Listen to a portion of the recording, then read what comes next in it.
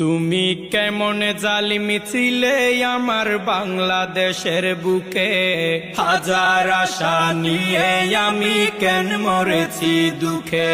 তুমি কেমন স্বৈরাচার আমার বাংলাদেশের বুকে, 16 বছর ধরে আমি কেন মরেছি দুঃখে।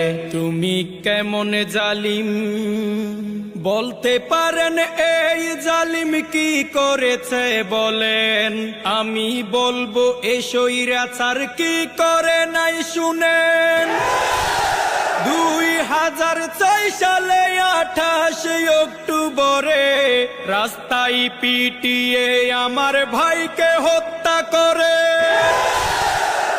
শুরু থেকে এই জালিমের কাহিনী শুনেন, পিলখানাতে 57 অফিসার হত্যা করেন। তুমি কেমন স্বৈরাচার 13 সালে 5ই মে শাপলা চত্বরে হেফাজত ইসলামের উপর ব্রাশ ফায়ার করে। হিন্দুর ছেলে বিশ্বজিৎকে শিবির মনে করে রাস্তার উপর পিটিয়ে পিটিয়ে হত্যা করে। বুয়েটে ছাত্র নাকি শিবির করার অপরাধে শহীদ হলো আমার ভাই আবরার ফাহাদে। তুমি কেমন জালিম, তুমি কেমন জালিমি ছিলে আমার বাংলাদেশের বুকে, হাজার আশা নিয়ে আমি কেন মরেছি দুঃখে। তুমি কেমন জালিম সাজানো ষড়যন্ত্র মিথ্যা ট্রাইব্যুনালে আমার নেতাদেরকে কেন ফাঁসিতে ঝুলালে। বিনা দোষে গুম করে বছরকে বছর নিয়ে রাখা হতো জাহান্নাম আয়না ঘর। সাইদিকেও হাসপাতালে চিকিৎসা নাম করে হত্যা করে, মরণ ইনজেকশনে পুশ করে। তুমি কেমন জালিম আল কোরআনের মাহফিলেও বাধা নিষেধ ছিলে, অনুমতি লেগেছে কোরআনের মাহফিলে।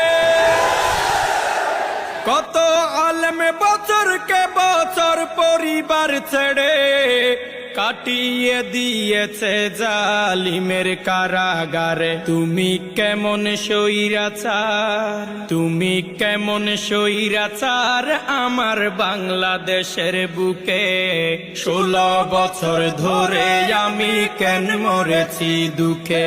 তুমি কেমন জালিম জনগণের ভোটের অধিকার হরণ করে জোর করে ক্ষমতায় ছিল 16 বছর ধরে। চাঁদাবাজি করে আরো সেবার কথা বলে কোটি কোটি দেশের টাকা বিদেশ গেল চলে। লোক দেখানো ছিল শুধু তোদের উন্নয়ন, দুর্নীতিতে আমার দেশ হয়েছে চ্যাম্পিয়ন। তুমি কেমন স্বৈরাচার 2024 সালে কোটায় আন্দোলনে জালিমের নির্দেশে গুলি করলো প্রশাসনে। সেই গুলিতে শহীদ হলো হাজারো ছাত্রগণ, অবশেষে ওই জালিমের হয়ে গেল পতন। 18 কোটি জনগণ আজ আছে হুঁশিয়ার, এই দেশে আর পার পাবে না জালিম স্বৈরাচার। এই দেশে আর পার পাবে না জালিম স্বৈরাচার। তুমি কেমন জালিম তুমি কেমন জালিম ছিলে আমার বাংলাদেশের বুকে, হাজার আশা নিয়ে আমি কেন মরেছি দুঃখে। তুমি কেমন স্বৈরাচার, তুমি কেমন স্বৈরাচার আমার বাংলাদেশের বুকে। 16 বছর ধরে আমি কেন মরেছি দুঃখে, হাজার আশা নিয়ে আমি কেন মরেছি দুঃখে। 16 বছর ধরে আমি কেন মরেছি দুঃখে। তুমি কেমন জালিম, তুমি কেমন স্বৈরাচার।